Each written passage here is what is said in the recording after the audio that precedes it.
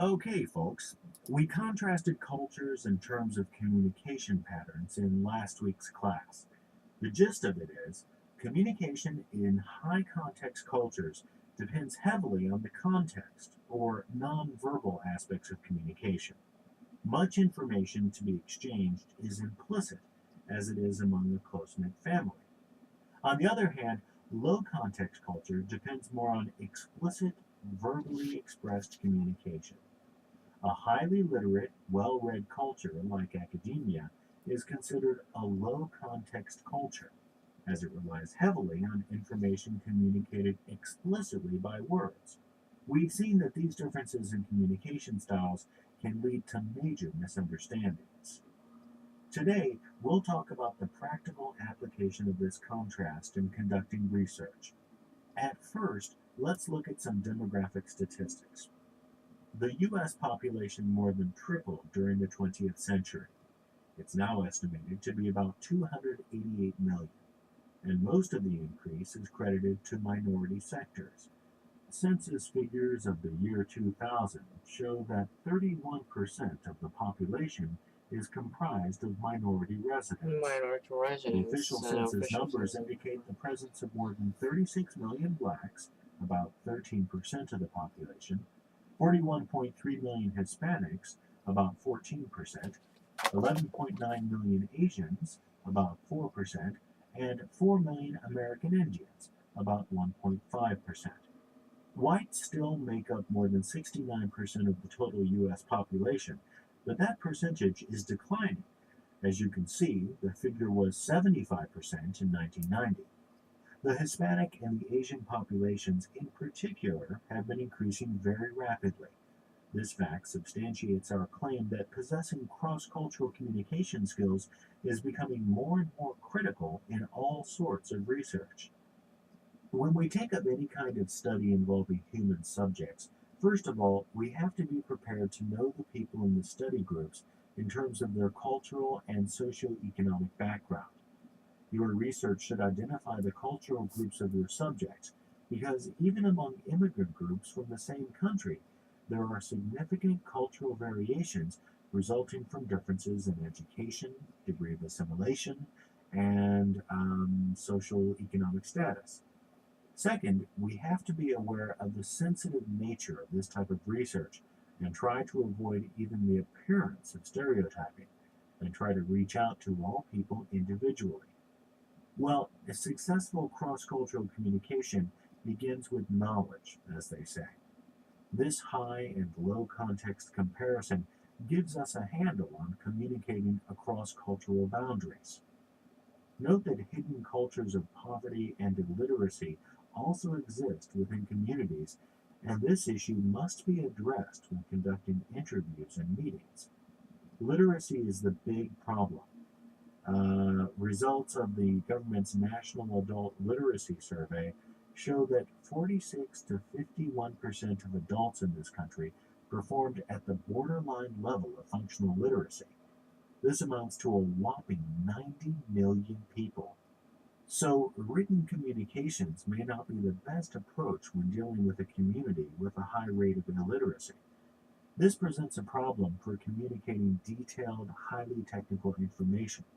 Consequently, when we design our research, we'll have to take both economics and education into consideration. In any case, every effort must be made to reach these segments of the communities to make our study population a well represented one. Well, okay then.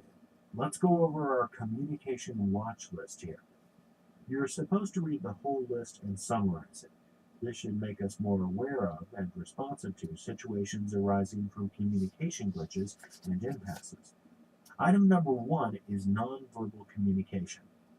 Bob, can you explain this one to the class?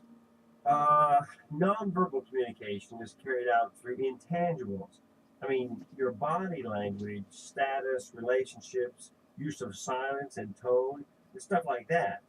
The factors communicating meaning other than spoken words. Right. Studies show that more than 60% of communication is nonverbal and will be remembered long after your actual words.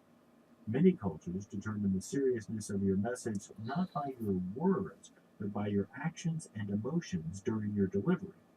Okay, how about second in the list? Eye contact. Well, most of us were taught to look at a person while we're talking with and listening to him.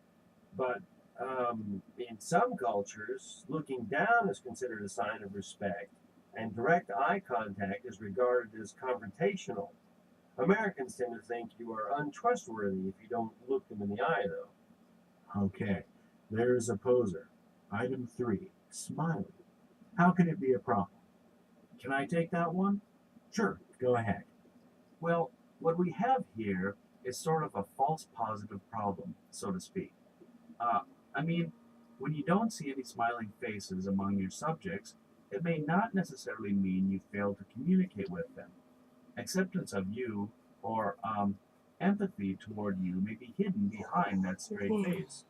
People from different cultures express emotions and stuff in ways that are different, and so unfamiliar to us. A smile and a nod may not signify acceptance or agreement. It can mean that the guy is just being polite to you, and he may not either agree with you or understand you. Yeah, I noticed that even here in the States, people up north don't smile as much as we do around here. Now that you mention it, that's true, isn't it? Ha! Well. Well. Okay, Okay. next. Next item Next is item touching. is touching. In many In cultures, many cultures, it's considered it's improper to touch a stranger. stranger. In a study In the cited study here, cited here, a group of researchers counted casual touches during conversations in outdoor cafes in different countries. A total of 160 touches per hour were recorded in San Juan, Puerto Rico, 2 per hour in Florida, and 0 in London. This tells you when in doubt, do not touch, other than maybe a formal handshake. Also, don't touch with the left hand, because in some cultures that is considered taboo. Well, okay, next. Item 5 is space, which means interpersonal space. In the United States, many people stand at arm's length from each other without even realizing doing it. It's just sort of a reflex. In some Asian cultures, people stand even farther apart. And in some Hispanic or Latino cultures, people are comfortable standing closer to each other than arm's length. As always, you should observe the behaviors of the group and follow their lead. All right. So far, so good. so far The so good. last one The on the last list one is on the list is about It's about it's about perception the of time. perception of time. Different Different cultures cultures have different concepts of punctuality. When some people agree to meet at a certain time, 10 o'clock for example, they see 10 o'clock as a discrete point in time when the meeting is scheduled to begin, and anyone And who anyone arrives who after 10 arrives o'clock after 10 is o'clock is considered late. considered late. They are kind of They're sticklers kind of for time. sticklers for Other time. cultures Other see the meeting cultures time see as the the meeting time diffuse as point, the diffuse point. and anyone who arrives between 10 and say 10:30 is considered punctual. Mind you, this doesn't give you license to be late. You must be on time as always, but you must also be prepared to be delayed. Excellent. Excellent. You guys have done a good job of summing up the communication tip list. I can add a thing or two from my own experience in the field here. First of all, we should avoid humor and jokes. American humor often depends on word plays that don't translate well and can unnecessarily confuse your listeners. Rely always on a pleasant facial expression instead. On the technical front, we should always use visual aids wherever and whenever possible. A picture really is worth 1,000 words. The universal language of visuals can make your job much easier. As I said last week, we must recognize our own culturally bounded assumptions and perspective. So try to communicate respect and to demonstrate flexibility. And most of all, try not to Try judge. not to judge.